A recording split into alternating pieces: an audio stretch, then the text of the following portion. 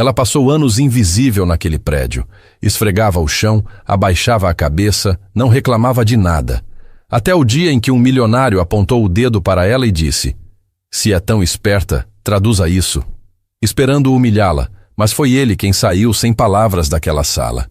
O documento estava sobre a mesa de reuniões quando Vera entrou na sala para recolher os copos sujos. Ela não deveria ter olhado. Sabia disso.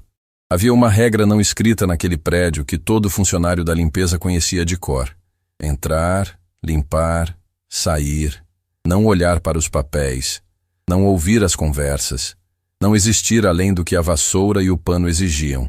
Mas o documento estava aberto, e Vera Lopes, sem querer, leu a primeira linha. Leu e congelou. Não foi por curiosidade. Foi porque o que estava escrito naquela primeira linha, em inglês técnico, com terminologia jurídica densa, estava errado. Gravemente errado. O tipo de erro que não passa por descuido. O tipo de erro que muda o destino de uma negociação inteira. Ela piscou. Olhou de novo. Pousou a bandeja de copos no aparador com um cuidado quase cirúrgico e tentou continuar fazendo o que havia sido contratada para fazer. Mas as palavras daquele papel a seguiam como se tivessem vida própria. Vera, não é da sua conta. Recolhe os copos e vá embora. Ela estava prestes a obedecer à própria voz interior quando a porta da sala se abriu com força, e Hélio Monteiro entrou como se o ar precisasse da permissão dele para circular naquele ambiente. Hélio Monteiro tinha o tipo de presença que enchia uma sala antes mesmo do corpo chegar. Era dono da construtora Ébano, um dos maiores grupos imobiliários da região, e carregava esse peso com uma ostentação que não tentava disfarçar. Cabelos impecáveis, terno sob medida, o relógio no pulso custando mais do que Vera ganharia em anos de trabalho. Ele entrou seguido de 3 homens, 2 deles estrangeiros, claramente pela forma como observavam tudo com aquela atenção calculada de quem está avaliando um investimento, e de Renato Sampaio, seu assistente pessoal, que carregava uma pasta e um olhar permanentemente tenso. Hélio não viu Vera imediatamente. Ou se viu, não registrou. Ela era parte do cenário para ele, como as cadeiras e os quadros brancos. "Pode deixar os documentos aqui, Renato," ele disse apontando para a mesa. "Os sócios do Grupo Veltec precisam ver a versão revisada antes de assinar qualquer coisa." Um dos homens estrangeiros, de cabelos grisalhos e ombros largos, abriu a pasta e começou a folhear as páginas com expressão concentrada. O outro, mais jovem, falava em voz baixa em inglês com o terceiro, trocando impressões que Renato fingia entender acenando a cabeça. Foi então que Hélio virou e viu Vera. Ela estava de costas, recolhendo o último copo da bandeja lateral, tentando ser o mais invisível possível. Mas não foi invisível o suficiente. "Ei", ele disse. Não para ela, para Renato. "Quanto tempo essa mulher vai ficar aqui?" Vera sentiu o pescoço queimar. Não se virou. "Ela está terminando, Dr. Hélio." Renato respondeu, levemente desconfortável. "Pois que termine logo. Tenho uma reunião de 50 milhões de reais acontecendo aqui, e não preciso de distrações." Distração. A palavra pousou nas costas de Vera como um peso que ela já conhecia bem. Não era a primeira vez, não seria a última. Ela pegou a bandeja, endireitou o corpo e caminhou em direção à saída com passos firmes e silenciosos. Mas então aconteceu o que não deveria ter acontecido. O pé dela tocou a perna da cadeira. A bandeja desequilibrou. Um dos copos escorregou e caiu. Não quebrou. Era plástico. Mas o barulho foi alto o suficiente para fazer todos na sala se virarem ao mesmo tempo. O silêncio que se seguiu durou apenas 2 segundos. Mas nesses 2 segundos, Hélio Monteiro olhou para Vera com uma expressão que ela nunca esqueceria. Não era raiva. Era algo pior. Era o olhar de quem olha para algo que não tem valor e que, de alguma forma, ainda assim conseguiu atrapalhar. "Incrível", ele disse em voz baixa, sacudindo a cabeça. "Simplesmente incrível." "Me desculpe", Vera disse, agachando para pegar o copo. A voz saiu firme. Ela estava orgulhosa disso. "Cuidado com o que toca aí", ele continuou, agora com um tom que subia de volume de propósito, consciente de que os sócios estrangeiros estavam observando. "Esses documentos representam uma negociação que você não conseguiria entender nem se tentasse a vida toda." Vera recolheu o copo. Levantou. Olhou para ele por exatamente um segundo. Apenas um, controlado, sem desafio, sem submissão, e voltou a caminhar para a saída. Espera. A voz de Hélio a parou como se fosse uma parede. Ela se virou devagar. Ele estava olhando para ela com aquela expressão que as pessoas usam quando querem fazer um espetáculo e precisam de um alvo. Os sócios do grupo Veltec observavam. Renato olhava para o chão. E Hélio Monteiro apontou para o documento aberto sobre a mesa. Já que você está aqui de qualquer jeito, ele disse, com um sorriso que não tinha nada de gentil. Me faz um favor. Esse trecho aqui está em inglês. Ele virou o papel na direção dela e deslizou pela mesa com a ponta dos dedos. Se é tão esperta, traduz isso para mim. O silêncio que tomou conta da sala foi diferente do anterior. Mais pesado. Mais consciente de si mesmo. Renato levantou os olhos do chão e olhou para Hélio com uma expressão que tentava dizer por que você está fazendo isso sem usar as palavras. Um dos sócios estrangeiros trocou um olhar rápido com o outro. Ninguém disse nada. Vera olhou para o documento. Estava a 3 passos de distância. As letras eram visíveis dali onde ela estava. Ela conhecia cada uma delas. Conhecia o significado técnico de cada termo naquele parágrafo. Conhecia o contexto jurídico por trás de cada vírgula. E conhecia, acima de tudo, o erro que estava enterrado naquele texto como uma bomba sem alarme. Mas não era o momento. Ainda não. Ela olhou para Hélio com calma. Desculpe, doutor. Não me pague para isso. E saiu da sala. O corredor estava vazio quando Vera encostou as costas na parede, fechou os olhos por 3 segundos exatos e respirou fundo. O coração martelava, mas a respiração ela controlava. Havia aprendido isso anos atrás, que quando o mundo tenta te fazer perder o controle, a respiração é o único território que pertence só a você. Sônia, sua colega de turno, apareceu na curva do corredor empurrando o carrinho de limpeza. Era uma mulher de cabelos curtos e olhar sempre atento, que trabalhava na construtora Ébano há mais tempo que Vera e conhecia cada canto daquele prédio, incluindo os que era melhor evitar. Ouvi a voz dele lá de fora, Sônia disse, parando o carrinho e baixando o tom automaticamente. Foi feio? Foi o de sempre, Vera respondeu abrindo os olhos. Vera. Sônia olhou com aquela franqueza direta que era sua marca. Um dia você vai ter que parar de aguentar calada. Hoje não é esse dia. Quando vai ser? Vera não respondeu. Pegou a bandeja, endireitou os ombros e continuou pelo corredor. Mas lá dentro, algo havia mudado. Pequeno, quase imperceptível, como uma rachadura num muro que parece insignificante até que a chuva entra. Naquela noite, Vera chegou em casa quando a rua já estava quieta. O apartamento era pequeno, mas cada centímetro dele tinha sido conquistado com trabalho. A estante ao lado da janela estava cheia de livros, muitos deles em outros idiomas, as lombadas gastas de tanto uso. Sobre a mesa, a foto de um homem de olhos claros e sorriso tranquilo, numa moldura simples, Dirceu. O marido que havia partido alguns anos atrás e que ainda habitava cada canto daquela casa de uma forma que não cabia em palavras. Vera pousou a bolsa, aqueceu o que havia sobrado do almoço e sentou à mesa com o prato na frente e os pensamentos em outro lugar. As palavras do documento continuavam com ela. A tradução errada. O erro na cláusula que Hélio Monteiro estava prestes a assinar sem saber, ou sem querer saber. Ela sabia o que aquele erro significava. Sabia as consequências que poderia gerar. E sabia, com uma clareza que doía, que ninguém dentro daquele prédio iria ouvir uma faxineira alertar sobre isso. Do quarto, veio a voz de sua filha mais nova. Mãe, você chegou? Cheguei, Clarice. Vera respondeu. E apesar de tudo, o cansaço na voz se misturou com algo mais suave ao pronunciar aquele nome. Clarice apareceu na soleira do quarto com o cabelo preso e os olhos semicerrados de quem estava estudando há horas. Tinha o sorriso da mãe e a teimosia do pai. Uma combinação que Vera considerava, ao mesmo tempo, sua maior alegria e seu maior desafio. Você está bem? Clarice perguntou, examinando o rosto da mãe com aquela percepção aguçada que sempre desconcertava Vera. Estou, ela disse. Come alguma coisa e vai dormir. Amanhã você tem prova. Clarice estudou a mãe por mais um momento, como se soubesse que havia algo sendo omitido. mas decidiu não insistir. Pegou uma fruta da fruteira, beijou o topo da cabeça de Vera e voltou para o quarto. Vera ficou sozinha com o prato e o silêncio. Olhou para a foto de Dirceu. Ele tinha o hábito, que ela nunca entendia completamente quando ele era vivo e que fazia falta de um jeito absurdo agora que ele não estava mais. De ouvir um problema inteiro sem dizer nada. Ficava ali, com aquele olhar tranquilo, ouvindo cada palavra. E quando ela terminava, ele dizia uma coisa só.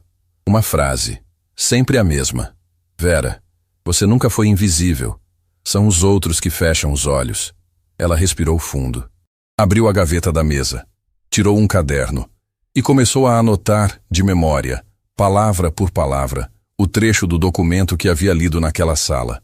Não sabia ainda o que faria com aquilo, mas sabia que não podia simplesmente fechar os olhos. Na manhã seguinte, a construtora Ébano acordou no ritmo de sempre. Os executivos chegavam com seus cafés e seus celulares. As secretárias abriam os computadores. Os estagiários circulavam pelos corredores com aquela pressa ansiosa de quem ainda precisa provar alguma coisa. E Vera Lopes chegou às 6:30. Como sempre, trocou de roupa no vestiário do subsolo, pegou o carrinho e começou o turno. Ela estava limpando o corredor do 5º andar quando ouviu as vozes. A sala de reuniões estava com a porta entreaberta. Hélio Monteiro e Renato Sampaio discutiam em voz baixa, mas o corredor era longo e silencioso, e as palavras chegavam com clareza suficiente para Vera entender o que estava sendo dito. A assinatura está marcada para a semana que vem, Renato dizia, com aquele tom de quem está passando informação e tentando não emitir opinião. Os representantes do grupo Veltec confirmaram. Perfeito, Hélio respondeu. Já passou da hora de fechar isso. Quanto mais rápido assinarmos, menos tempo eles têm para reconsiderar. Doutor Hélio, Renato hesitou. Devo solicitar uma revisão jurídica adicional antes da assinatura? Só para garantir? Não. A resposta de Hélio foi imediata e não deixou espaço para continuação. Já revisamos. Já gastamos tempo e dinheiro com isso. Eu confio no que está naquele contrato. Assino semana que vem e acabou. Vera parou de limpar. Ficou imóvel no corredor, o pano na mão, olhando para a parede à frente. Ela sabia o que estava naquele contrato. Sabia o que estava errado. E sabia que se Hélio Monteiro assinasse sem que ninguém alertasse, as consequências cairiam sobre ele como um impacto. Mas não só sobre ele. Cairiam sobre os trabalhadores da obra que dependiam da construtora. Sobre os fornecedores que tinham família para sustentar. Sobre pessoas que não tinham nenhuma culpa pelo orgulho de um homem que não conseguia ouvir quem estava abaixo dele. Não é da sua conta, Vera, mas era. Mesmo que não devesse ser, era. Ela empurrou o carrinho até o fim do corredor, dobrou a esquina e parou diante da porta da sala de documentação, o lugar onde ela arquivava, organizava e catalogava os papéis que ninguém mais queria tocar. Entrou. Fechou a porta. Sentou-se na cadeira pequena diante da mesa de trabalho, abriu o caderno onde havia anotado o trecho do documento na noite anterior e ficou olhando para aquelas palavras por um longo tempo. Havia uma escolha a fazer, e ela sabia, com a clareza pesada de quem já carregou muita coisa sozinha, que qualquer caminho que escolhesse ia custar alguma coisa. Ficar em silêncio custaria a consciência. Falar custaria possivelmente o emprego. Ela fechou o caderno devagar. Ficou quieta. E então, num gesto pequeno e quase imperceptível, endireitou a coluna. A mesma coluna que havia mantido ereta no dia anterior, quando Hélio Monteiro apontou o dedo para ela na frente dos sócios estrangeiros e disse com um sorriso frio as palavras que ele jamais imaginou que voltariam para ele como um espelho. Se é tão esperta, traduz isso para mim. Ela iria traduzir. Só não da forma que ele esperava. Existe um tipo de coragem que ninguém aplaude. Não é a coragem dos filmes, aquela que vem acompanhada de música dramática e olhares admirados. É a coragem silenciosa, quase invisível, de quem acorda cedo, coloca o uniforme, olha para o espelho e decide que vai fazer o que precisa ser feito mesmo sabendo que ninguém vai agradecer. Mesmo sabendo que pode trazer consequências. Vera Lopes conhecia essa coragem intimamente. Era a única que ela sempre teve. E foi ela que a levou, naquela manhã, a dobrar o caderno dentro do bolso do avental, empurrar o carrinho pelo corredor do terceiro andar e parar diante de uma porta que ela nunca havia tocado por vontade própria.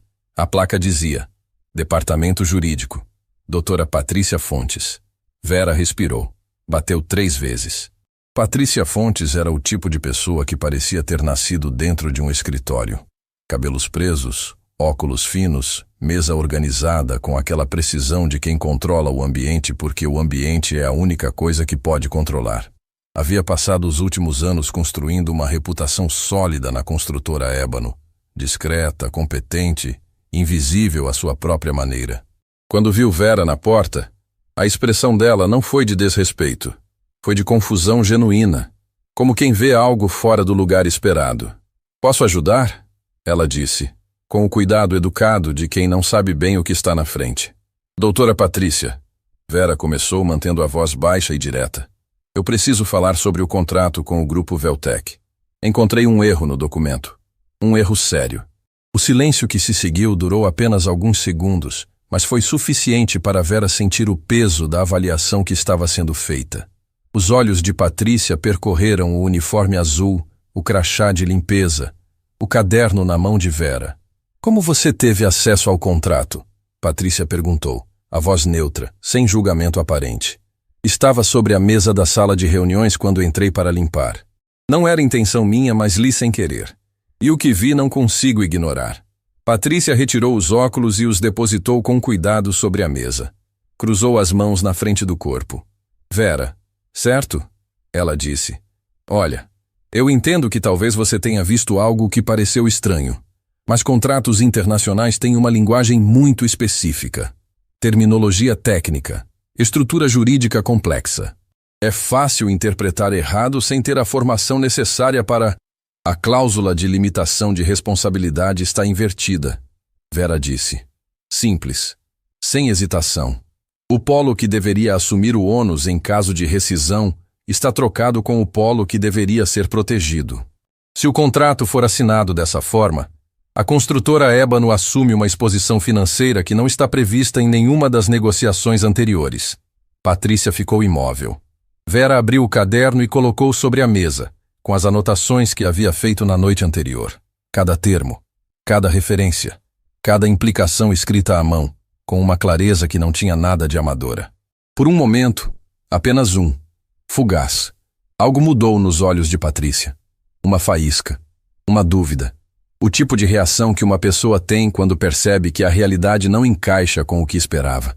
Mas durou apenas um momento. Vera, ela disse, fechando o caderno com gentileza e devolvendo-o. Eu sei que você está tentando ajudar, e eu respeito isso, mas o contrato foi revisado pela equipe jurídica, várias vezes. Eu mesma fui uma das responsáveis pela análise. Se houvesse um erro dessa magnitude, alguém já teria identificado. Às vezes o erro mais óbvio é o último que a gente enxerga, Vera disse. Especialmente quando a gente está perto demais. Patrícia não respondeu imediatamente. Havia algo naquelas palavras que ficou flutuando no ar entre as duas mulheres por um instante a mais do que o confortável. Eu vou considerar o que você disse, Patrícia falou por fim, o tom voltando para aquela cortesia educada e distante que encerra conversas sem precisar fechar uma porta na cara de ninguém. Pode deixar comigo. Vera reconheceu aquele tom. Era o mesmo que as pessoas usam quando querem dizer obrigada, mas não sem precisar dizer essas palavras. Ela pegou o caderno, endireitou o corpo e saiu.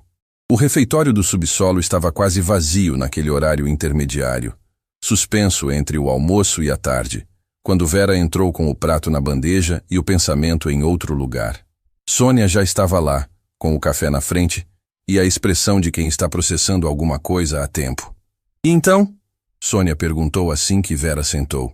Fez o que estava pensando em fazer? Tentei. Tentou. Sônia repetiu a palavra com o peso exato que ela merecia. Como foi? Como você imagina que foi? Sônia girou o copo entre as mãos sem dizer nada por um momento. Então, Vera, você sabe que eu tenho o maior respeito do mundo por você, mas preciso ser honesta porque é você que está na minha frente e não uma parede. Ela pausou. Esse prédio não vai ouvir a gente. Não importa o que a gente sabe. Não importa o que a gente viu. O uniforme que a gente usa faz parte de uma categoria que esse lugar decidiu, faz muito tempo, que não tem voz.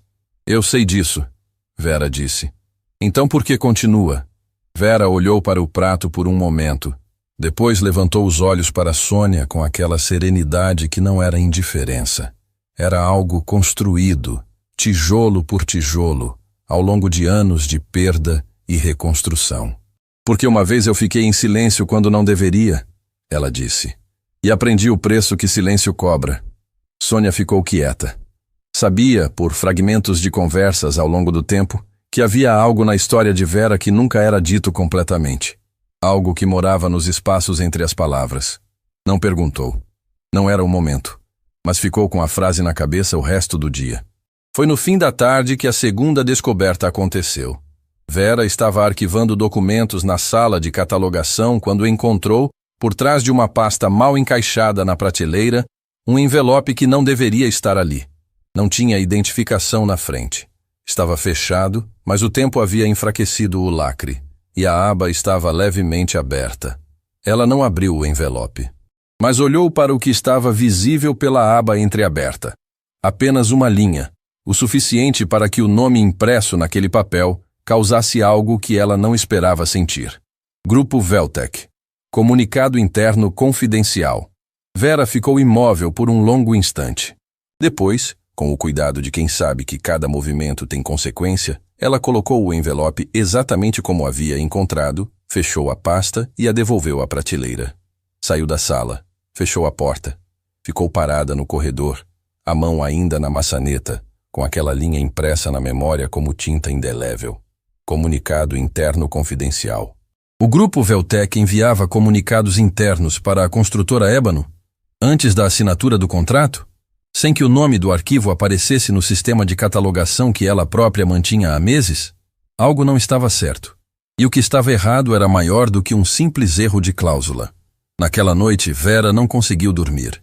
Ficou deitada na escuridão do quarto, ouvindo o silêncio do apartamento, com o teto como interlocutor mudo de um pensamento que girava sem parar.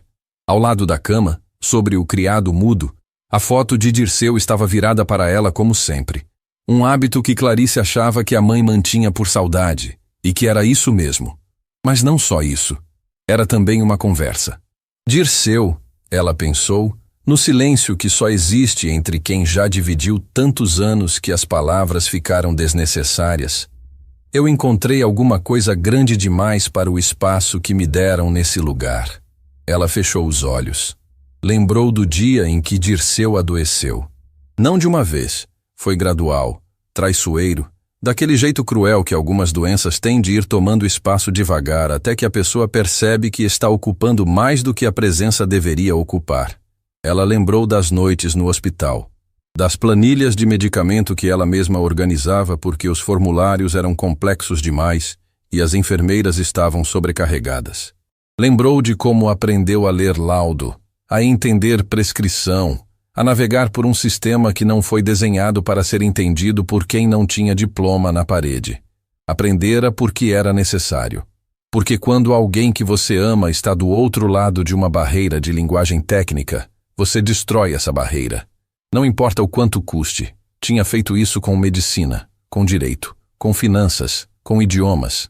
Havia aprendido inglês técnico porque Dirceu, nos últimos meses, recebia correspondências de um especialista no exterior e ela queria entender cada palavra sem depender de ninguém para traduzir.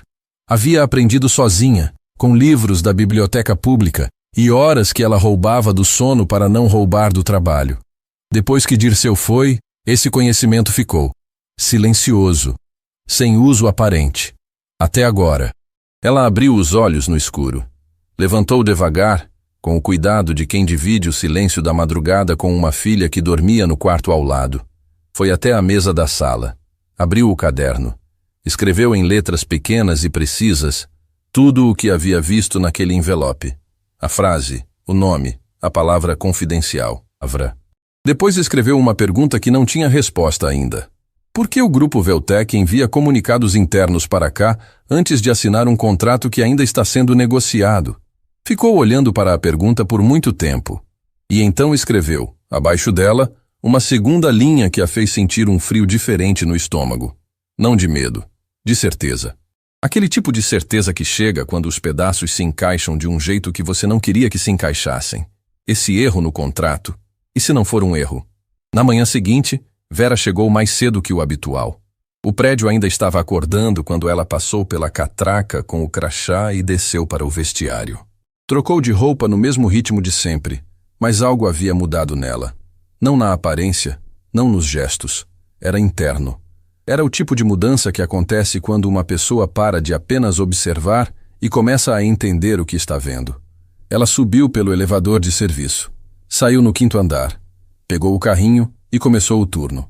Estava limpando o corredor próximo à sala de reuniões quando ouviu passos apressados e virou para ver Renato Sampaio dobrando a esquina com a pasta embaixo do braço e a expressão de quem está atrasado para algo que não pode atrasar. Ele passou por ela sem olhar. Depois parou. Virou. Vera? Ele disse. E havia algo diferente no tom. Não era o tom que as pessoas daquela empresa usavam com ela normalmente. Era o tom de quem está prestes a fazer uma pergunta que não sabe se deve fazer. Você falou com a doutora Patrícia ontem? Vera o olhou com calma. Falei. Renato olhou para os dois lados do corredor, instintivamente, como quem verifica se há testemunhas. O que você disse a ela? Disse o que precisava ser dito. Ele fechou os lábios por um instante, apertou a pasta contra o corpo. É Vera, ele falou baixando a voz. Você precisa entender uma coisa. Esse contrato é muito importante para o Dr. Hélio. Muito. E quando alguma coisa é importante demais para ele, qualquer pessoa que interfira... Ele não terminou a frase. Não precisou. Você está me avisando? Ela perguntou, a voz tranquila. Renato desviou o olhar. Estou dizendo que tem coisas que são grandes demais para a gente tentar segurar sozinho. Ele hesitou. Só isso. E foi embora pelo corredor. Vera ficou parada, olhando para o espaço onde ele havia estado. O coração batia com mais força, mas a expressão não mudou. Processou cada palavra que ele havia dito. Mais importante, processou o que ele não havia dito. Coisas que são grandes demais. Ela olhou para as mãos. Para os dedos que seguravam o cabo do pano de limpeza com a mesma firmeza de sempre. Então pensou em Clarice, na filha que estudava até tarde e que sonhava com uma vida que Vera trabalhava para tornar possível. Pensou no risco, no que poderia perder, e depois pensou no envelope, na frase, na pergunta que havia escrito sozinha na madrugada. E se não for um erro? Se não fosse um erro, então era intencional. E se era intencional, havia alguém dentro daquele prédio que sabia. Alguém que se beneficiava do contrato errado. Alguém que preferia que ninguém de fora, especialmente não uma faxineira sem poder e sem voz, percebesse o que estava acontecendo. Vera respirou fundo. Há dias, ela havia entrado naquele prédio como alguém que só queria fazer o trabalho e ir para casa. Agora, estava no meio de algo que era muito maior do que um contrato. Maior do que o orgulho de Hélio Monteiro. Maior do que o medo de Renato. Maior, talvez, do que ela mesma havia imaginado quando tomou a decisão de não fechar os olhos. E a assinatura estava marcada para a semana seguinte. O tempo estava acabando. Há momentos na vida em que uma pessoa percebe que cruzou uma linha sem ter sentido o exato instante em que seus pés passaram por ela. Vera percebeu isso naquela manhã, enquanto esfregava o corredor do 4º andar com o mesmo movimento de sempre. Circular, firme, metódico. E se dava conta de que não estava mais apenas limpando um prédio. Estava dentro de algo. E estar dentro significava que sair sem consequências já não era uma opção simples. O aviso de Renato ainda ecoava. Tem coisas que são grandes demais para a gente tentar segurar sozinho. Ela passou o pano pela borda da parede com precisão e continuou andando. O que Renato não sabia, o que ninguém naquele prédio sabia, era que Vera Lopes havia aprendido, da forma mais dura possível, que o tamanho de uma coisa nunca foi motivo suficiente para abandoná-la. Dirceu havia lutado contra algo grande demais também, e ela havia ficado ao lado dele até o último segundo, não porque achasse que ia vencer, mas porque abandonar nunca foi uma palavra que coubesse dentro dela. Não ia começar a caber agora. Foi Sônia quem chegou até ela primeiro naquela manhã, antes mesmo do horário do café, com uma expressão que Vera não havia visto nela antes. Não era preocupação. Era algo mais urgente, mais aceso. Vera, ela disse, puxando-a levemente pelo braço para longe da movimentação do corredor. Preciso te contar uma coisa. Ontem à tarde, depois que você saiu, eu passei na frente da sala de arquivos. A porta estava entreaberta. Vera ficou quieta. Esperou. Havia 2 pessoas lá dentro. Sônia continuou, a voz baixa e controlada. Não vi os rostos direito, mas ouvi. Uma das vozes era do Marcos Bittencourt. Vera conhecia o nome. Marcos Bittencourt era o gerente administrativo da construtora Ébano, um homem que existia nas margens de tudo, que assinava documentos sem que ninguém soubesse exatamente quais, e que tinha o hábito de aparecer em lugares no momento errado, com uma explicação pronta que sempre parecia ensaiada demais. O que eles estavam dizendo? Vera perguntou. Não ouvi tudo, Sônia admitiu. Mas ouvi uma frase. Ela pausou, como quem ainda está decidindo se vai dizer ou não. Se aquela mulher da limpeza falar, precisa ser desligada antes que o contrato feche. O silêncio entre as duas durou apenas alguns segundos, mas foi o tipo de silêncio que pesa. Vera não demonstrou reação externa. Por dentro, sentiu algo se firmar. Não de medo, mas de confirmação. O envelope. A frase na madrugada. A suspeita que havia nascido sozinha sobre a mesa da cozinha, enquanto o apartamento dormia. Não era um erro acidental. Você tem certeza do que ouviu? Vera perguntou. Tenho, Sônia respondeu sem vacilação. E Vera? Ela segurou o braço dela por um instante mais longo, com aquela franqueza direta que era a linguagem dela quando o assunto era sério. Eu sei que você não vai recuar. Eu te conheço. Mas você precisa saber que tem pessoas aqui dentro que preferem que você suma antes de falar. Eu sei, Vera disse. E mesmo assim vai continuar? Vera olhou para a colega por um momento. Para aquela mulher que havia chegado ao mesmo prédio pelo mesmo caminho, que usava o mesmo uniforme, que entendia sem precisar de explicação o que custava mostrar-se num lugar que te ensinou a ser invisível. Sônia, ela disse, você tem filhos? Tenho, 2. O que você diria para eles se um dia te perguntassem o que você fez quando soube que algo errado estava acontecendo na sua frente? Sônia ficou em silêncio. Não porque não tivesse resposta, mas porque a resposta a alcançou num lugar fundo demais para ser respondida com palavras rápidas. Vera endireitou o carrinho e continuou pelo corredor. A tarde chegou carregada de uma tensão que o prédio inteiro parecia sentir sem conseguir nomear.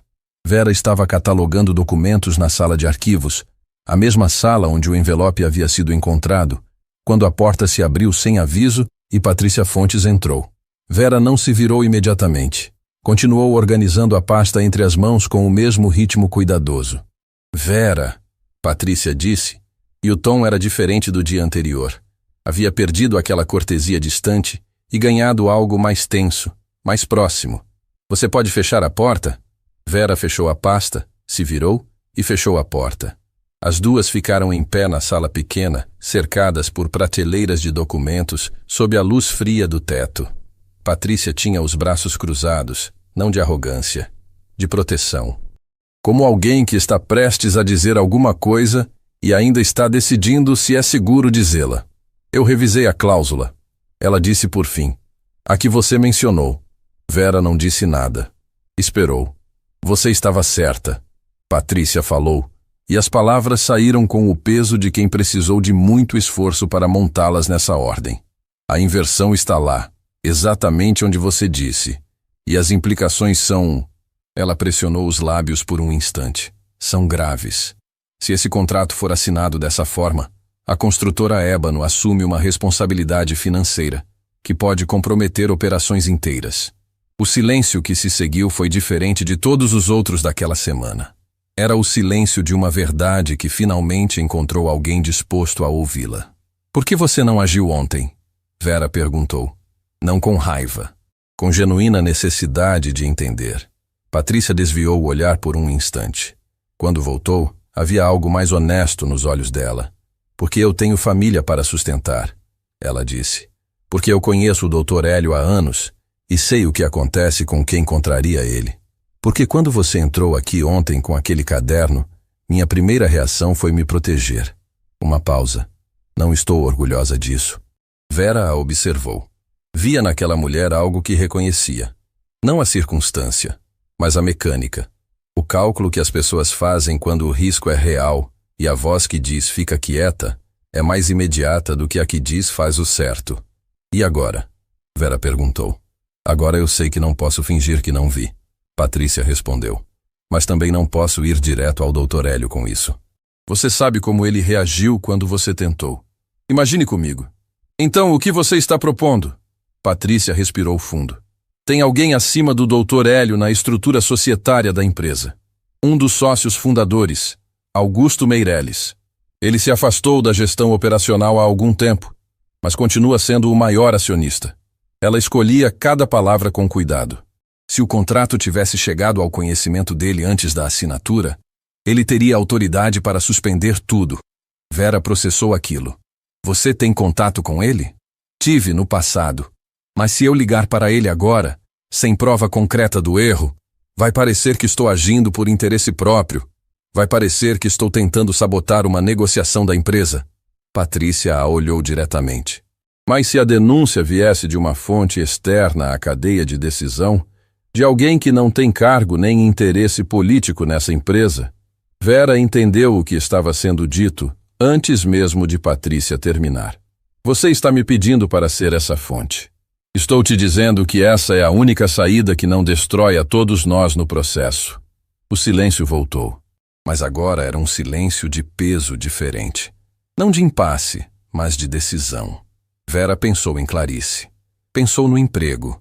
Pensou na manhã em que aceitara aquela vaga na construtora Ébano, porque precisava pagar a faculdade da filha e as contas do apartamento, e não havia outra opção no horizonte daquele mês difícil. Pensou em tudo que poderia perder.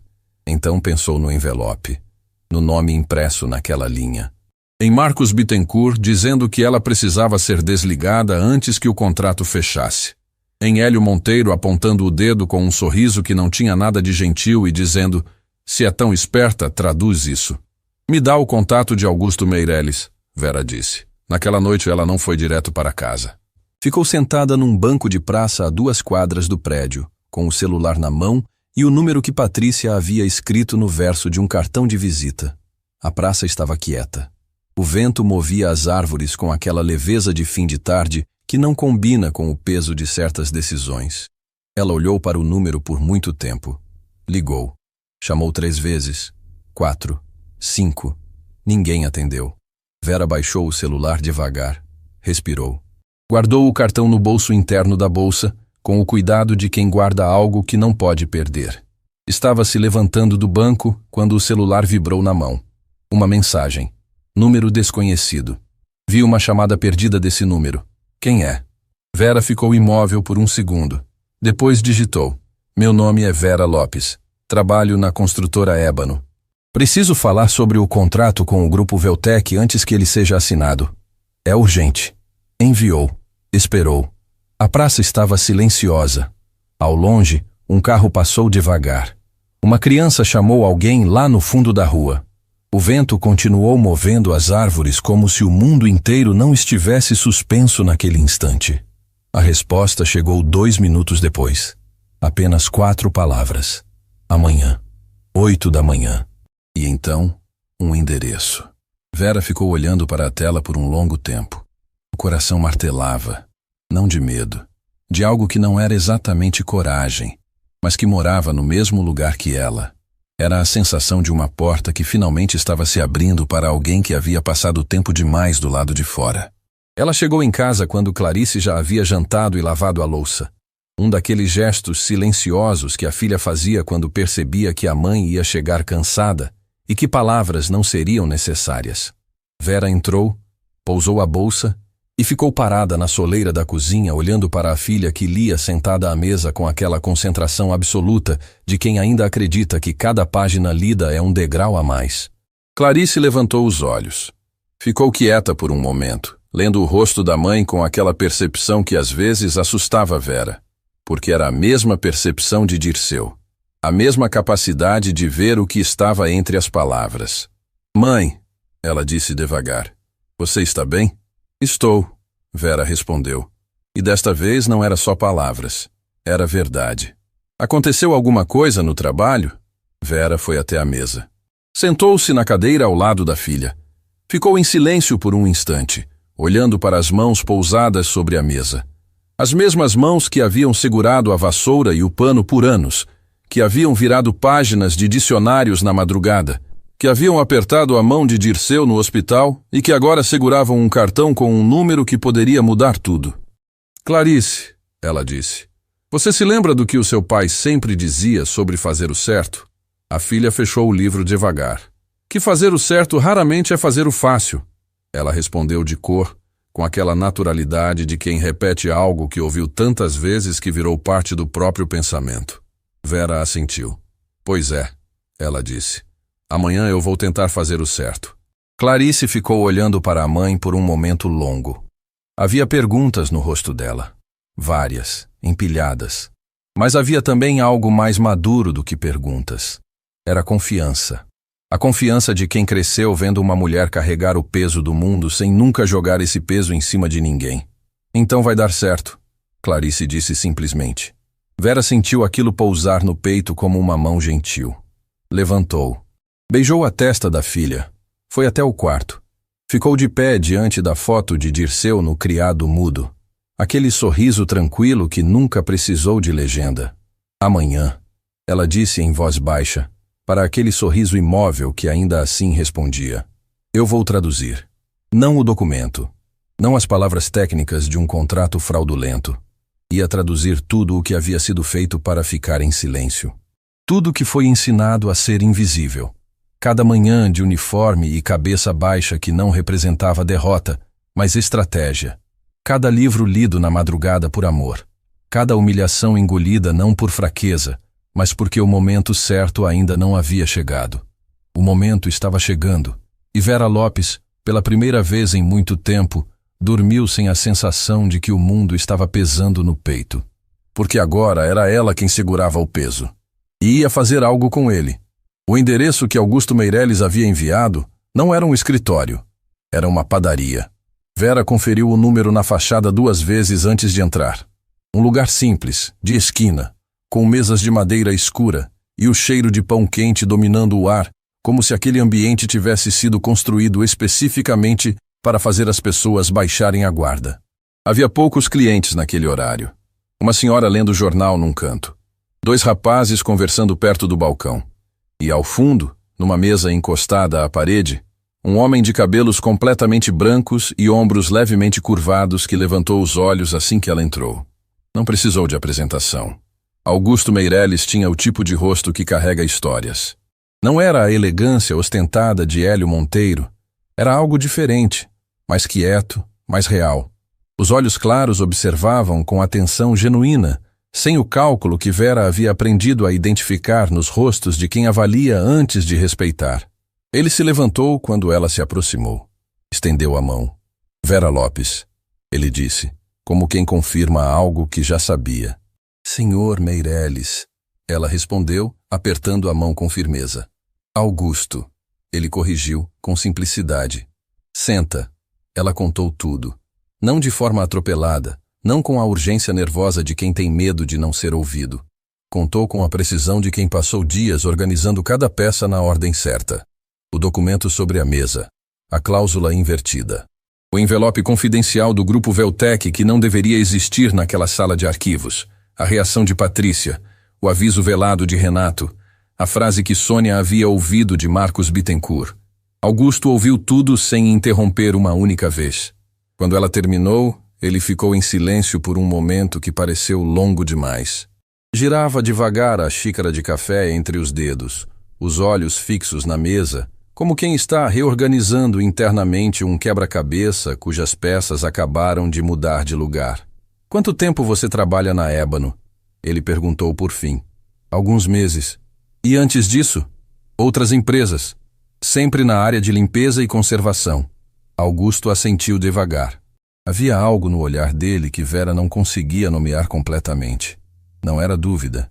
Era algo mais parecido com reconhecimento. Vera, ele disse pousando a xícara. O que vou te contar agora não sai dessa mesa. Não ainda, você entende? Ela assentiu. Ele respirou fundo.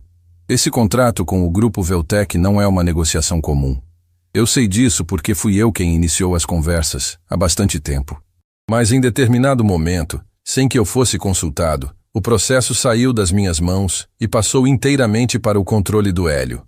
Uma pausa. Quando tentei retomar o acompanhamento, fui informado de que tudo estava encaminhado e que minha participação não era mais necessária. Afastaram o senhor da própria negociação, Vera disse. Com muita cortesia, ele respondeu, com um sorriso que não tinha alegria. É como funciona quando alguém quer que você não veja o que está acontecendo. Não te expulsam. Te agradecem e te convencem de que seu trabalho já está feito. Vera processou aquilo, cada palavra encaixando com o que ela já sabia. O envelope que encontrei, ela disse. O comunicado interno do Grupo Veltec nunca deveria ter chegado até a Ébano por canais informais, Augusto confirmou, e a voz baixou um tom. Se chegou, significa que há comunicação direta entre alguém de dentro da nossa empresa e alguém do Grupo Veltec que não passa pelos registros oficiais. Comunicação que não quer ser rastreada. O silêncio que se instalou entre os dois era diferente de todos os outros da semana. Era o silêncio de duas pessoas que chegaram ao mesmo lugar por caminhos distintos e que agora estão olhando para o mesmo abismo. Marcos Bittencourt, Vera disse. Augusto não respondeu imediatamente, mas a forma como os olhos dele se fixaram na xícara foi resposta suficiente. O senhor já suspeitava, ela percebeu. Tinha indícios, ele admitiu. Sem prova, sem nada concreto o suficiente para levar adiante. Ele levantou os olhos para ela. Até agora. Vera saiu da padaria com o peso de quem entrou num túnel, pensando que havia luz no final, e descobriu que a luz era maior do que o túnel comportava. A situação não era simples. Não era um erro de redação, nem uma distração de advogado. Era uma estrutura. Alguém dentro da construtora Ébano havia trabalhado para que o contrato fosse assinado com a cláusula invertida, o que significava que, em caso de rescisão futura, seria a Ébano pagando uma multa milionária ao Grupo Veltec, e não o contrário. Uma transferência de risco disfarçada de contrato legítimo. E alguém, do lado de fora, estava esperando exatamente por isso. Enquanto andava de volta em direção ao ponto de ônibus, Vera sentiu o peso daquele entendimento nos ombros. Não era mais sobre um emprego.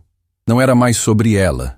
Era sobre trabalhadores que não sabiam que a empresa que pagava seus salários estava prestes a ser esvaziada por dentro. Eram famílias. Eram vidas construídas sobre uma fundação que alguém estava corroendo em silêncio. Ela parou no meio da calçada. Respirou. Tirou o celular do bolso e mandou uma mensagem para Patrícia Fontes. Encontrei o Sr. Augusto. Precisamos conversar hoje ainda. É maior do que pensávamos. A resposta veio em menos de 1 minuto. Sei onde você está. Olha para trás. Vera se virou. Patrícia estava parada a poucos metros, encostada numa grade, com a pasta abraçada ao corpo e uma expressão que misturava alívio e tensão de um jeito que não cabia bem num rosto só. Eu também tive uma reunião esta manhã, Patrícia disse quando Vera se aproximou. Não foi planejada. Com quem? Com Marcos Bittencourt. Vera ficou imóvel. Ele me chamou na sala dele logo cedo. Patrícia continuou, a voz baixa, os olhos atentos ao movimento da rua. Disse que havia chegado ao conhecimento dele que eu tinha tido uma conversa inadequada com uma funcionária da limpeza sobre assuntos internos da empresa. Disse que esse tipo de comportamento poderia ser interpretado como quebra de confidencialidade. Ele a ameaçou. Com muita elegância, Patrícia respondeu, e havia amargura genuína naquelas palavras. Igual ao que o Augusto acabou de te contar, eu imagino. Ninguém faz ameaça direta nesse ambiente. Tudo é sugestão. Tudo é cuidado com o que você está fazendo. Tudo é sorriso com faca embaixo da mesa. Vera olhou para ela por um momento. Para aquela mulher que no dia anterior havia fechado o caderno e devolvido com uma cortesia fria, e que agora estava do lado de fora de um prédio, na rua, com vento no cabelo e medo nos olhos, escolhendo um caminho diferente. Por que você veio? Vera perguntou. Depois do que ele disse, você poderia ter ficado quieta. Estava mais segura assim. Patrícia ficou em silêncio por um instante. Depois, tenho uma filha, ela disse. Ela tem anos pela frente de vida pela frente. E um dia, ela vai me perguntar que tipo de pessoa eu fui. Uma pausa pequena, mas cheia. Não quero ter que mentir para ela. Vera sentiu aquilo atravessar o peito como uma agulha fina, não de dor, de reconhecimento, da mesma fibra que havia levado ela mesma até ali. As duas ficaram um momento em silêncio na calçada, com o movimento da cidade ao redor, completamente alheio ao peso daquele instante. Augusto vai agir? Patrícia perguntou. Ele precisa de prova concreta. Vera respondeu. O envelope que encontrei, se ainda estiver lá. Patrícia fechou os olhos por um segundo. Vera, ela disse, se Marcos já sabe que você falou comigo, ele sabe que você está se movendo. Aquele envelope pode não estar mais onde estava. Eu sei. E mesmo assim você vai tentar? Vera colocou a bolsa melhor no ombro. Olhou para a direção do prédio, que dali não estava visível, mas cuja presença ela sentia como se estivesse na frente dela. Tem algo que Dirceu me ensinou, ela disse, mais para si do que para Patrícia. Que a prova de uma coisa raramente desaparece completamente. Ela muda de lugar. Ela se esconde. Mas deixa rastro. Sempre deixa rastro. Patrícia a olhou com uma expressão que Vera não soube classificar na hora. Só mais tarde, pensando naquele momento, entenderia que era admiração.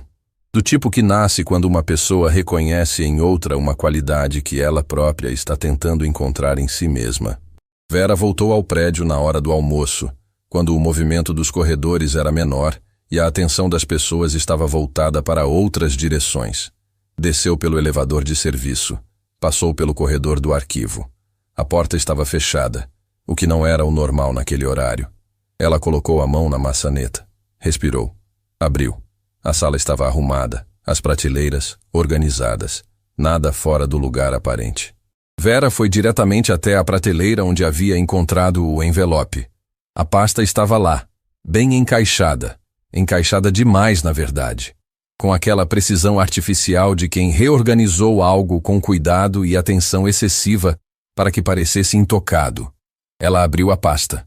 O envelope havia sumido, mas havia algo que quem o retirou não havia percebido, ou não havia dado importância suficiente.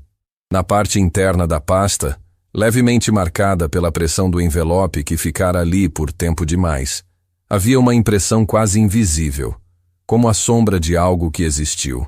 Vera inclinou a pasta em direção à luz. Letras. Parciais. O tipo de marca que o papel deixa quando fica muito tempo pressionado contra outro papel. Ela não tinha como ler tudo, mas leu o suficiente. 2 palavras. Um sobrenome. E quando processou o que estava vendo, sentiu o chão se mover sob os pés de um jeito que não tinha nada de metafórico. Porque o sobrenome impresso naquela marca não era de Marcos Bittencourt. Não era de ninguém do grupo Veltec. Era um sobrenome que ela conhecia, que todos naquele prédio conheciam, que estava gravado na fachada do próprio edifício, onde ela havia passado meses limpando o chão, sem que ninguém jamais imaginasse que ela estava, sem querer, guardando cada detalhe. Era o sobrenome de Hélio Monteiro. Existem descobertas que mudam o que você sabe, e existem descobertas que mudam quem você é. Vera ficou parada naquela sala de arquivos por um tempo que não soube medir, com a pasta inclinada em direção à luz e aquelas 2 palavras impressas em sombra sobre o papel interno, parciais, desgastadas, mas inconfundíveis. O sobrenome de Hélio Monteiro. Ali. Num comunicado confidencial enviado pelo grupo Veltec antes da assinatura de um contrato que ele mesmo estava conduzindo. A primeira reação não foi raiva. Não foi medo. Foi aquela clareza fria e absoluta que só chega quando os pedaços de um quebra-cabeça finalmente se encaixam e a imagem que aparece é pior do que qualquer coisa que a imaginação havia construído. Hélio Monteiro não estava sendo enganado pelo grupo Veltec. Ele era parte do engano. Vera fechou a pasta devagar. Colocou-a de volta na prateleira com o mesmo cuidado de sempre. Nem de mais, nem de menos. Saiu da sala. Fechou a porta. E caminhou pelo corredor com o passo uniforme de quem está carregando algo explosivo e sabe que não pode deixar aparecer. Ela mandou mensagem para Augusto Meirelles ainda no corredor, com o celular semi-escondido entre a palma da mão e o cabo do carrinho de limpeza. Preciso falar com urgência. O que encontrei muda tudo. A resposta veio antes que ela chegasse ao elevador de serviço. Estou disponível. Mesmo lugar. 1 hora. Vera olhou para o relógio na parede do corredor. Tinha 50 minutos até o fim do turno da manhã. 50 minutos para continuar fazendo o trabalho como se nada houvesse mudado. Como se o chão que ela esfregava não estivesse rachando por baixo de todos que pisavam nele sem saber. Ela empurrou o carrinho até o fim do corredor e limpou cada centímetro, com a mesma precisão de sempre. Porque era isso que ela fazia. Não importava o que estava acontecendo por dentro. O trabalho era o trabalho. A dignidade não escolhia a hora para existir. Foi Sônia quem a encontrou antes que o turno terminasse. Não no corredor, não no refeitório. No vestiário, onde as duas trocavam de roupa ao fim de cada manhã, com o silêncio confortável de quem já não precisa de pretexto para estar no mesmo espaço. Sônia estava sentada no banco comprido, as mãos cruzadas no colo, esperando. Vera entrou e soube imediatamente que não era uma espera casual. Aconteceu alguma coisa? Vera disse. Não era pergunta. Marcos Bittencourt chamou Renato na sala dele essa manhã. Sônia disse, a voz baixa, os olhos atentos à porta. Fiquei perto o suficiente para ouvir o começo. Renato saiu de lá 15 minutos depois com uma cara que eu nunca tinha visto nele. Fui atrás. E? Ele não quis falar no início. Mas eu conheço o Renato faz tempo. Tem uns limites que ele não consegue cruzar sem que o corpo entregue. Sônia pausou. Vera, eles sabem que você foi ao arquivo hoje. Tem câmera na entrada da sala. Câmera que não estava lá na semana passada. O silêncio que se instalou entre as duas durou apenas alguns segundos. Mas foi suficiente para Vera recalcular cada movimento que havia feito naquela manhã. Eles instalaram depois que eu encontrei o envelope, ela disse. Isso é o que parece. O que mais Renato disse? Sônia respirou fundo. Que o Dr. Hélio quer falar com você, hoje, no final do expediente. Vera sentiu aquilo pousar sobre os ombros com o peso de uma sentença. Não de medo, de inevitabilidade. Era o tipo de convocação que não vinha com rota de fuga. Ou você aparecia e enfrentava, ou não aparecia e entregava tudo o que havia construído até ali. Sônia, ela disse sentando-se ao lado da colega. O que vou te contar agora precisa ficar entre a gente por algumas horas. Só algumas horas. Depois, pode contar para quem quiser. Sônia assentiu sem hesitação. Vera contou. O encontro com Augusto, a conversa com Patrícia, o envelope que havia sumido, a marca no papel, o sobrenome. Sônia ouviu tudo sem piscar. Quando Vera terminou, ela ficou em silêncio por um momento longo, com os olhos fixos num ponto do chão que não existia, processando cada camada daquilo. Ele está destruindo a própria empresa, Sônia disse por fim, a voz saindo quase como um sussurro. De dentro para fora, Vera confirmou. Com contrato fraudulento, a Ébano assume uma dívida que não tem como pagar em caso de rescisão. E rescisão é exatamente o que vai acontecer, porque alguém vai provocar. Quando a empresa não puder cumprir, tudo desmorona. Obras param. Contratos são encerrados. E Hélio sai ileso porque já moveu o que precisava mover antes do colapso. Sônia fechou os olhos por um instante. Os trabalhadores das obras, ela disse. Centenas deles. Vera respondeu. O silêncio que veio depois era diferente de todos os outros. Era o silêncio de quem finalmente entendeu por que aquela luta nunca foi pequena. Porque nunca foi apenas sobre um documento sobre uma mesa. Porque uma mulher de uniforme, num corredor que ninguém olhava, havia sido colocada naquele lugar naquele momento exato. Sônia abriu os olhos. E havia algo neles que Vera reconheceu imediatamente. Porque era o mesmo que havia aparecido nela própria dias atrás quando decidiu não fechar os olhos. O que você precisa de mim? Sônia perguntou. Augusto Meirelles ouviu tudo mais uma vez. Desta vez, sem a xícara de café, sem movimento algum. Sentado absolutamente imóvel na mesma mesa da padaria de esquina, com os olhos fixos em Vera enquanto ela descrevia a marca no papel, o sobrenome, a câmera instalada na entrada do arquivo. Quando ela terminou, ele ficou em silêncio por um tempo que ela não tentou preencher. Ele está saindo, Augusto disse por fim. A voz era baixa, mas havia dentro dela algo que vibrava como uma estrutura prestes a ceder. Hélio está saindo e levando tudo que pode carregar. E o contrato é a alavanca que vai fazer a empresa dobrar depois que ele for embora. O senhor sabia que ele estava planejando sair? Tinha sinais, ele admitiu.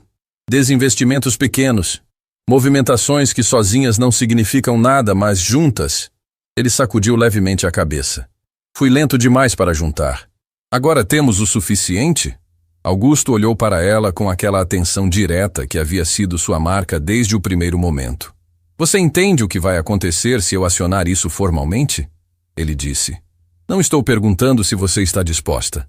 Estou perguntando se você entende o tamanho do que vem depois. Seu nome vai aparecer. Sua posição na empresa não vai sobreviver a isso. As pessoas que Hélio colocou nesse prédio não vão te tratar bem quando isso vier à tona. Eu sei, Vera disse. E você perdeu o emprego outras vezes? Perdi coisas maiores, ela respondeu. O emprego eu encontro de volta. Tem coisas que, uma vez perdidas, não voltam mais. E eu não consigo viver carregando a consciência de que fiquei em silêncio quando não deveria. Augusto ficou olhando para ela por um longo momento. Então, pela primeira vez desde que se conheceram, ele sorriu. Não um sorriso de estratégia. Um sorriso real, daqueles que sobem pelos olhos. Dirceu era seu marido? Ele perguntou de repente. Vera ficou levemente imóvel. Era, ela respondeu.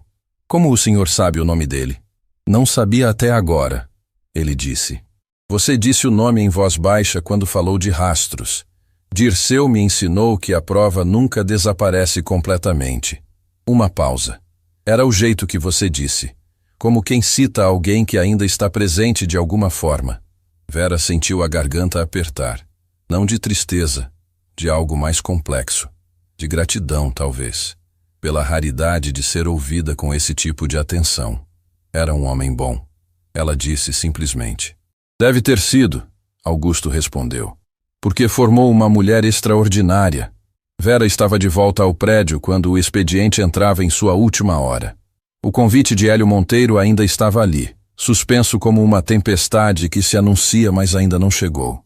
Ela sabia que precisava ir. Sabia o que aquilo representava. Ele havia descoberto que ela estava se movendo e queria contê-la antes que fosse tarde demais. O que ele não sabia era que tarde demais já havia chegado. Enquanto aguardava no corredor, o celular vibrou. Era Patrícia. A mensagem era curta, direta. Apenas 2 linhas. Consegui acesso ao sistema de contratos. Tirei cópia da versão original antes de qualquer alteração. Data, hora, usuário que fez as mudanças, tudo registrado. Tem o nome de Marcos Bittencourt e uma senha de acesso que não é dele. Vera leu 2 vezes. Depois digitou. Guarda com você. Não manda por aqui. Quando eu sair da reunião com ele, a gente passa para o Augusto juntas. Patrícia respondeu com uma palavra só. Estarei aqui. Vera subiu para o andar da diretoria às 5:02. A secretária de Hélio, uma moça de olhar tenso que provavelmente passara o dia inteiro sendo termômetro do humor do chefe, indicou a porta com um gesto rápido e desviou o olhar. Vera bateu. Pode entrar. A sala de Hélio Monteiro era exatamente o que ela esperava. Grande, decorada com aquela precisão de quem quer que o ambiente comunique poder antes que qualquer palavra seja dita. Mesa larga, janelas do chão ao teto, vista para a cidade lá embaixo. Ele estava de pé perto da janela, braços cruzados. O sorriso que usava como arma estava ausente desta vez. No lugar dele, havia algo mais controlado, mais calculado. O rosto de quem está prestes a encerrar um problema de forma eficiente. Renato estava ao canto da sala, imóvel, com a pasta e aquele olhar de quem preferia estar em qualquer outro lugar do planeta. Vera, Hélio disse, e o nome saiu como se fosse uma peça de xadrez sendo movida. Obrigado por vir. Ela entrou. Ficou de pé. Não havia sido convidada para sentar. Eu vou ser direto. Ele continuou, caminhando devagar em direção à mesa. Sem pressa, sem urgência. Chegou ao meu conhecimento que você tem tido conversas sobre assuntos internos desta empresa com pessoas que não têm nenhuma competência para tratar dessas questões. Isso inclui funcionários de outros departamentos e possivelmente pessoas de fora do nosso quadro. Vera não respondeu. Esperou. Esse tipo de comportamento, além de ser uma violação grave das políticas internas, ele abriu uma gaveta, retirou um papel e deslizou pela mesa em direção a ela. Pode ter consequências sérias para quem o pratica. O papel era um aviso formal, com o nome dela, com a data, com o espaço para assinatura na parte de baixo. Vera olhou para o papel. Depois olhou para ele. E fez algo que Hélio Monteiro claramente não esperava.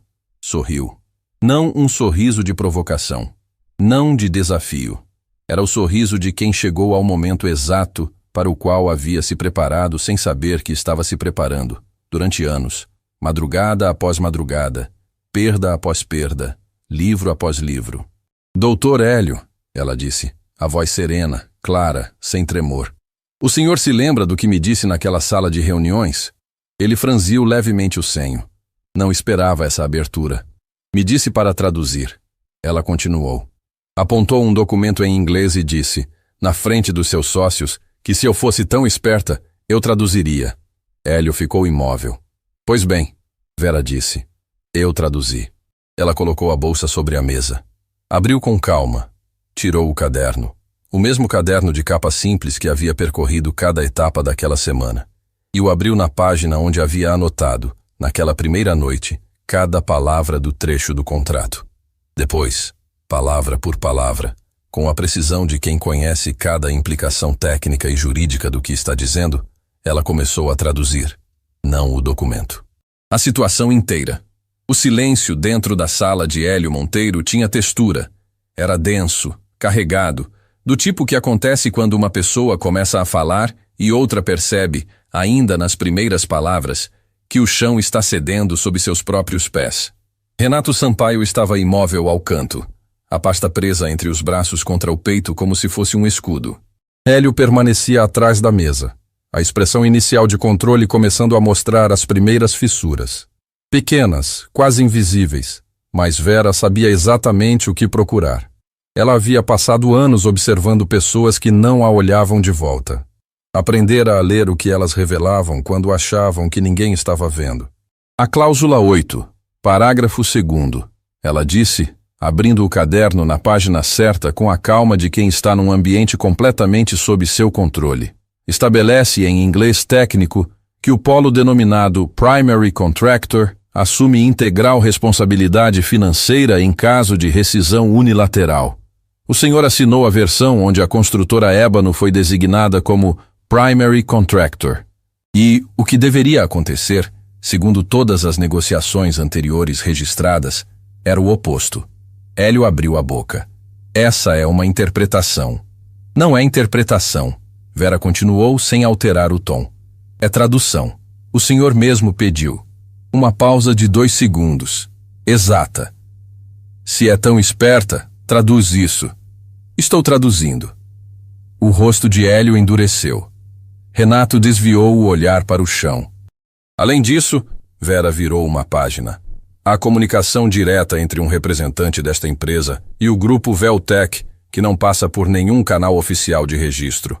Essa comunicação chegou fisicamente ao arquivo desta empresa em envelope sem identificação, e o documento interno revelava instruções sobre como a cláusula deveria ser redigida para favorecer o grupo Veltec em detrimento da Ébano. Você não tem prova de nada disso, Hélio disse. A voz estava baixa agora. Não de mansidão, de contenção, como alguém que está segurando algo que não pode deixar escapar. Tenho, Vera respondeu. E foi nesse momento que a porta da sala se abriu. Marcos Bittencourt entrou sem bater. Era o tipo de homem que não batia em portas, não por grosseria, mas porque havia passado tempo suficiente em posições onde as portas se abriam antes que sua mão chegasse nelas. Cabelos curtos, ombros largos, olhar que avaliava qualquer ambiente em segundos e já chegava calculando saídas. Quando viu Vera, parou. Não esperava ela ali. Isso ficou evidente na fração de segundo em que o controle do rosto dele escorregou antes de ser recolocado no lugar. Doutor Hélio, ele disse, ignorando Vera completamente.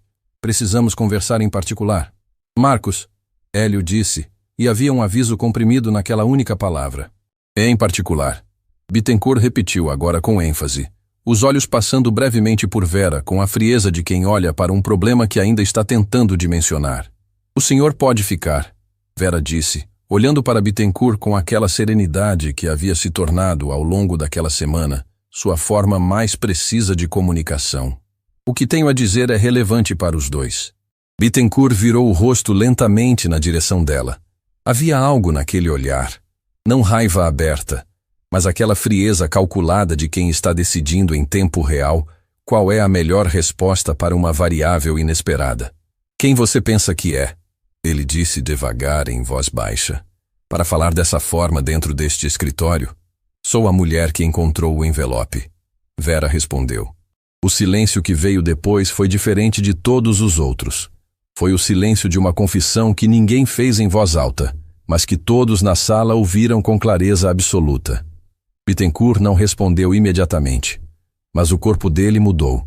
Uma tensão mínima nos ombros, uma rigidez sutil no maxilar, pequena o suficiente para que alguém desatento não percebesse.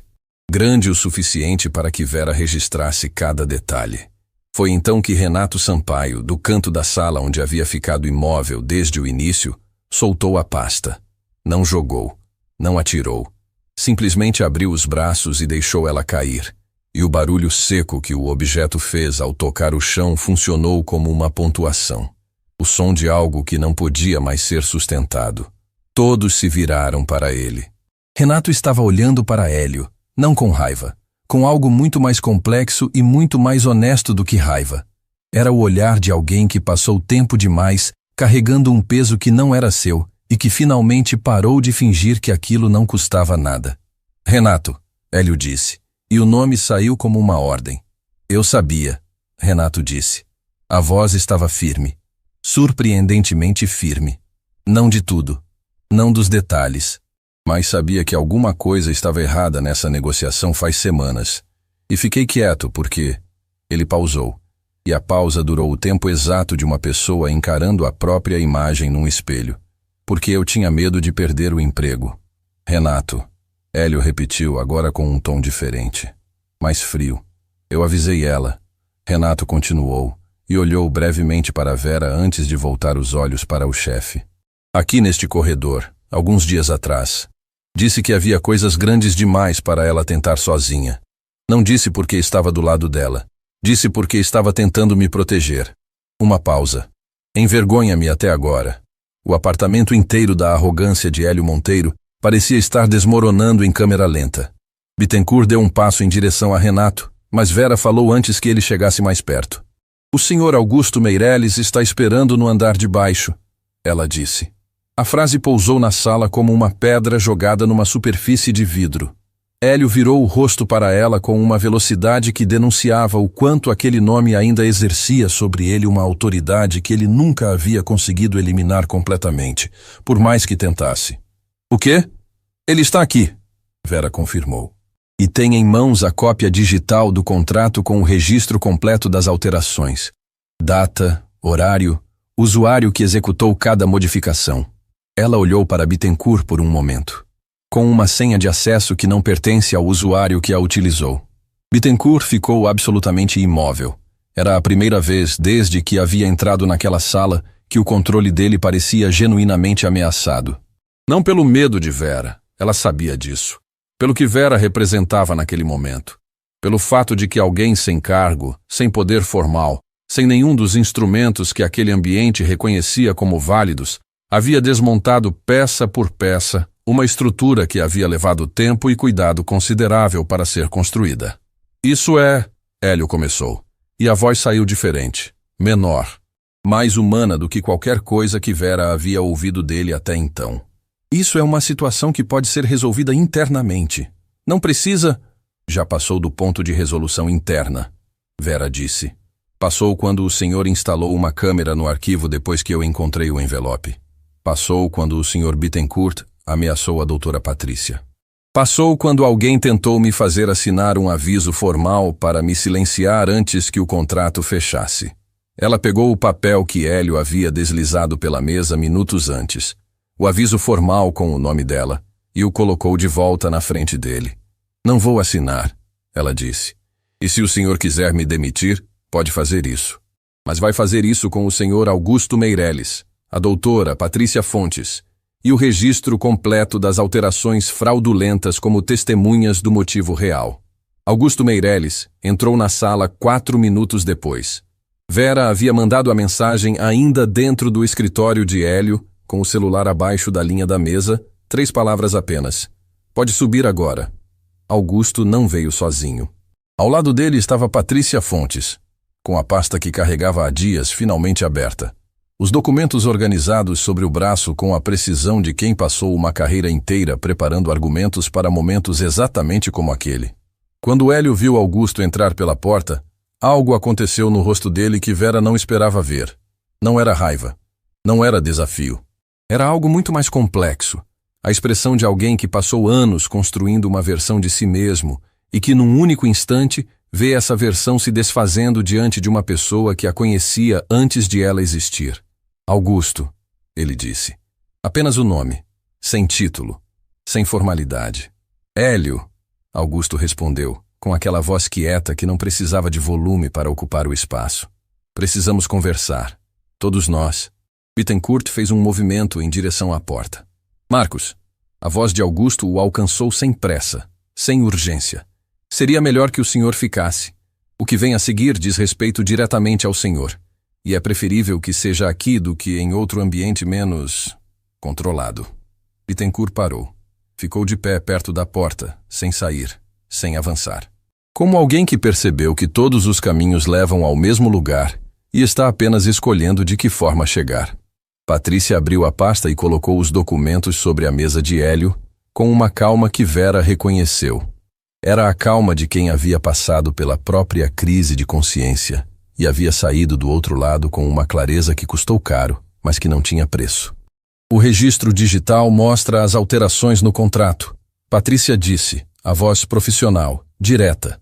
3 modificações na cláusula 8, realizadas ao longo de dias diferentes, usando credenciais de acesso que pertencem formalmente ao Sr. Bittencourt, mas cujo padrão de horário e localização de acesso não coincide com a presença física dele no prédio em 2 das 3 ocasiões. O que significa?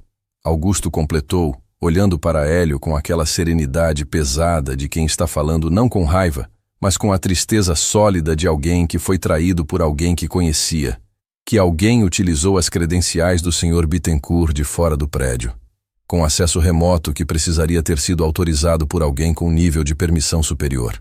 Hélio não disse nada.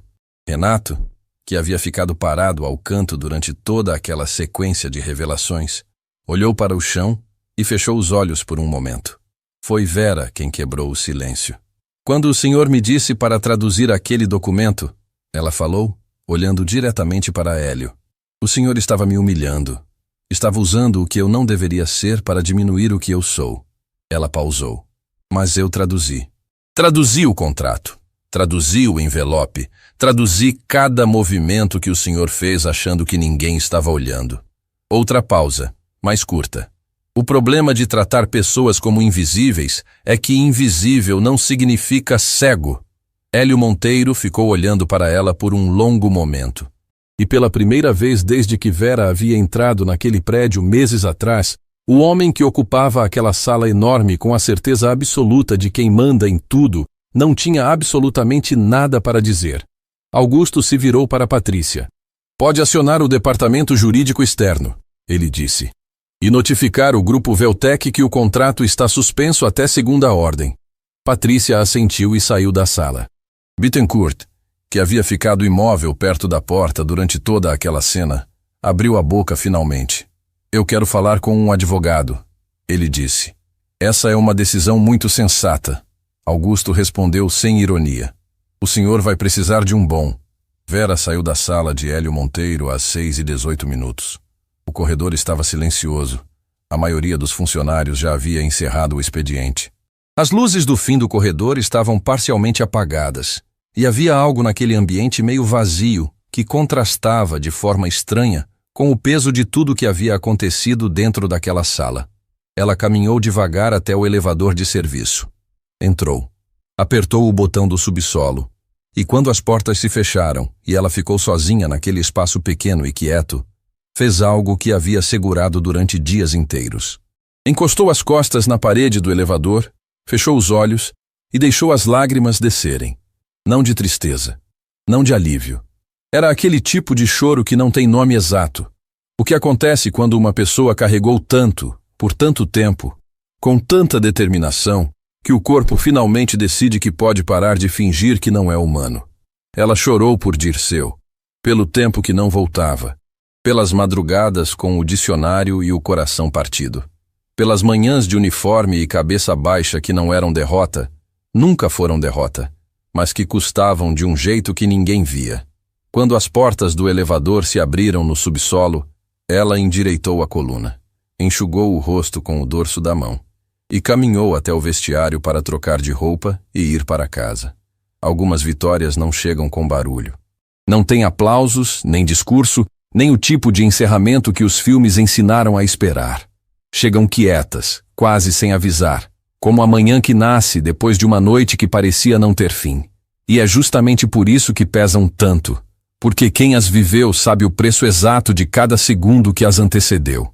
Vera Lopes acordou na manhã seguinte ao confronto com o mesmo despertador de sempre.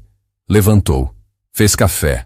Ficou de pé na janela da cozinha com a xícara entre as mãos, olhando para a rua que começava a acordar lá embaixo, e respirou o tipo de ar que só existe quando algo que estava errado dentro do peito finalmente volta para o lugar certo. Clarice apareceu na porta da cozinha com o cabelo desarrumado e os olhos ainda pesados de sono. — Você não foi trabalhar? Ela perguntou, a voz rouca da manhã. — Ainda não, Vera respondeu. — Vem cá. Clarice foi. Sentou-se ao lado da mãe na mesa pequena de sempre, com a luz da manhã entrando pela janela do jeito que entrava desde que as duas moravam ali. E Vera contou. Tudo.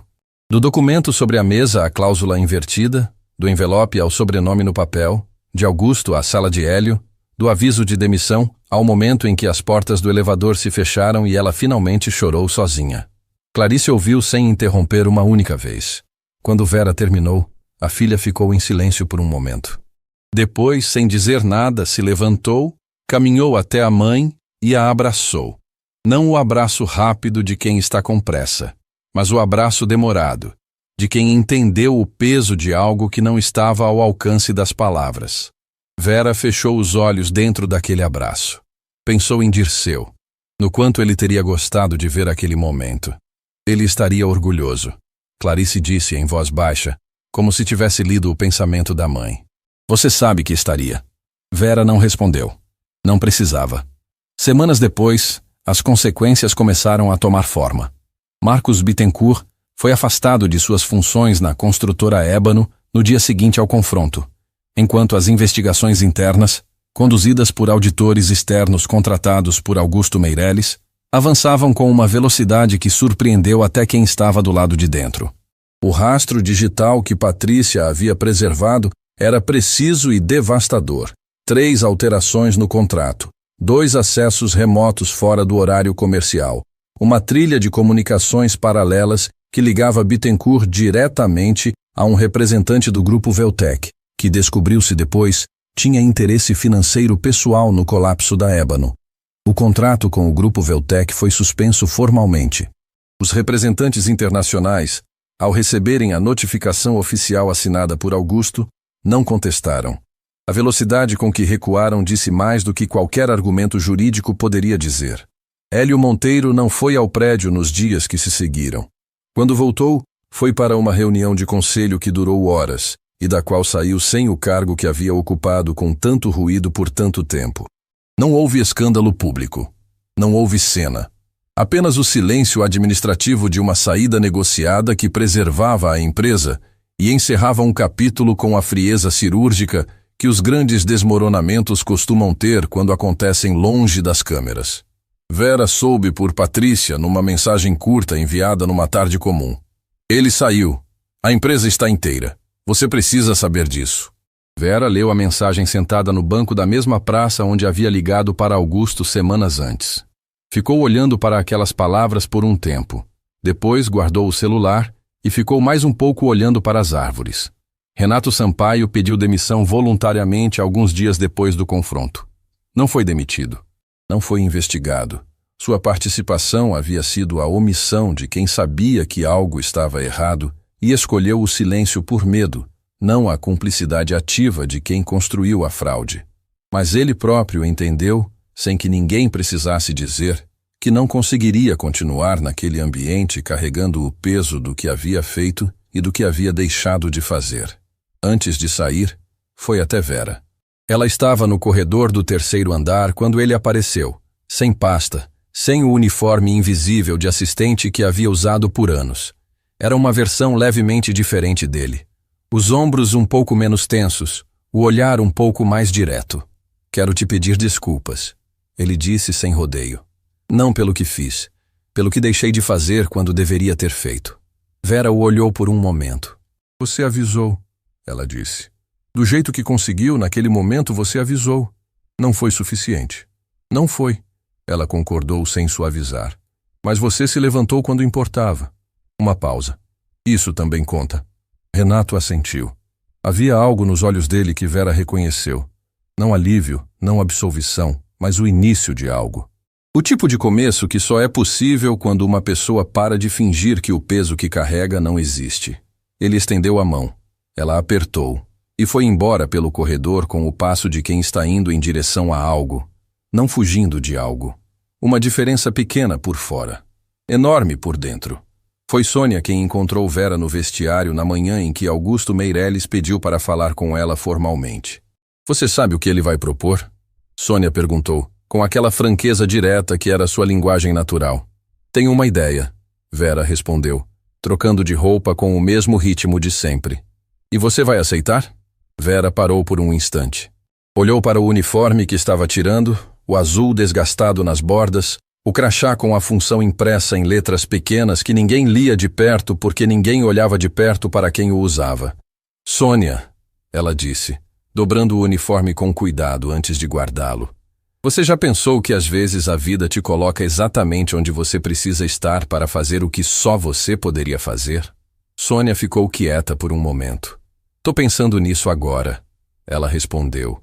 As duas se olharam, e no espaço entre elas, sem que nenhuma palavra fosse dita, havia o entendimento completo de duas mulheres que haviam percorrido corredores que não foram feitos para elas, e que, ainda assim, tinham deixado sua marca em cada superfície que tocaram. Sônia abriu os braços. Vera aceitou o abraço sem resistência. O abraço sólido, real, da amizade que nasce quando duas pessoas enfrentaram algo juntas e sobreviveram. Vai fundo, Sônia disse. A sala de Augusto Meirelles era diferente da de Hélio Monteiro em tudo que importava. Não era menor, era mais simples. Sem a decoração calculada para intimidar, sem os símbolos de poder distribuídos estrategicamente para que o visitante se sentisse menor ao entrar. Era apenas uma sala de trabalho, com livros, com papéis, com a janela aberta deixando entrar o barulho da cidade, como se o mundo lá fora fizesse parte da conversa. Augusto estava de pé quando Vera entrou. Senta, ele disse, e o convite era genuíno. Ela sentou. Ele também. Eu fiz algumas perguntas sobre você, ele disse, direto, sem preâmbulo. Conversei com pessoas das empresas onde você trabalhou antes. Sem que você soubesse. Peço desculpas pela abordagem, mas precisava entender com quem estava falando. Vera esperou. Todo mundo disse a mesma coisa, ele continuou. Que você era a funcionária mais cuidadosa que já haviam tido. A mais discreta, a mais confiável. Uma pausa. E que ninguém sabia que falava 4 idiomas. Vera não respondeu imediatamente. Aprendi porque precisei, ela disse por fim. Eu sei. Augusto assentiu. Dirceu.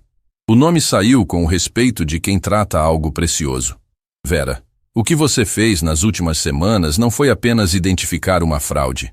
Foi construir um caso sólido, gerenciar aliados em situações de pressão extrema, tomar decisões sob risco real e fazer tudo isso sem nenhum cargo, nenhuma autoridade formal e nenhuma rede de proteção. Ele pausou. Isso não é algo que se aprende em sala de aula. É algo que se é. Ela o olhou em silêncio. Estou reestruturando a área de conformidade e contratos da Ébano, ele disse. Preciso de alguém que entenda que documentos têm consequências reais para pessoas reais. Que não trate números como abstrações. Que saiba o que está em jogo quando uma cláusula é redigida de determinada forma. Ele a olhou diretamente.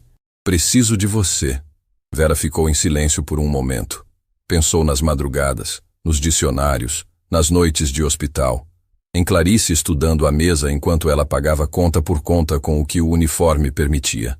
Em cada corredor que havia percorrido com a cabeça baixa, não por fraqueza, mas porque havia aprendido que existem batalhas que se vencem por dentro antes de se vencer por fora. Pensou em Hélio Monteiro dizendo: se é tão esperta, traduz isso com um sorriso de quem acha que conhece os limites de uma pessoa ao olhar para a roupa que ela usa. E pensou em Dirceu, na voz que não ouvia mais, mas que ainda morava em algum lugar dentro dela com uma nitidez que o tempo não havia conseguido apagar. Vera, você nunca foi invisível. São os outros que fecham os olhos. Ela respirou fundo. Tenho uma condição, ela disse. Augusto levantou levemente as sobrancelhas. Sônia. Ela trabalha nesta empresa há mais tempo do que eu. Conhece cada canto deste prédio. Conhece cada pessoa. Tem um tipo de lealdade e percepção que não tem preço. Vera fez uma pausa. Ela precisa de uma função à altura do que ela é. Augusto ficou em silêncio por um momento. Depois assentiu, devagar, com o canto da boca levantando num sorriso que era de reconhecimento. Tudo bem, ele disse. Vera saiu do prédio naquela tarde pelo mesmo lugar de sempre.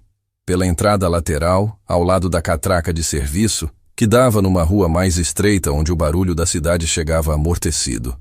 Havia usado aquela saída centenas de vezes, com o carrinho, com o uniforme, com o cansaço de turno no corpo e os pensamentos do dia na cabeça. Desta vez saiu sem o carrinho, sem o uniforme, com a bolsa no ombro e o sol da tarde no rosto. Parou na calçada, respirou. Olhou para cima, para a fachada do prédio que havia aprendido a conhecer de um ângulo que poucos viam. Não da entrada principal, com o vidro e o nome iluminado, mas dos corredores internos, das salas esquecidas, dos detalhes que só aparecem para quem passa tempo suficiente olhando de perto. Tirou o celular, abriu a conversa com Clarice e digitou apenas: hoje tem jantar especial. Escolhe o que você quiser. A resposta veio em segundos, com aquele entusiasmo jovem que nunca deixava de aquecer algo dentro dela. Sério? Mãe? O que aconteceu? Vera sorriu. Guardou o celular. Colocou o passo na direção do ponto de ônibus. E enquanto andava, pensou na lição que nenhuma sala de aula havia ensinado, que nenhum diploma havia conferido, que havia sido escrita não em papel, mas em cada escolha difícil, em cada madrugada roubada do sono, em cada vez que o mundo tentou convencê-la de que o tamanho de uma pessoa cabe na roupa que ela usa. A lição era simples, como todas as verdades que importam de verdade. Que dignidade não é o que te dão. É o que você decide não entregar, não importa o quanto peçam. Que conhecimento guardado em silêncio não perde valor. Espera, que as pessoas que te tratam como invisível não têm poder sobre o que você é, só sobre o que elas conseguem enxergar. E que, às vezes, o lugar mais poderoso de uma sala não é a cabeceira da mesa. É a porta pela qual alguém entrou carregando uma vassoura e saiu carregando a verdade.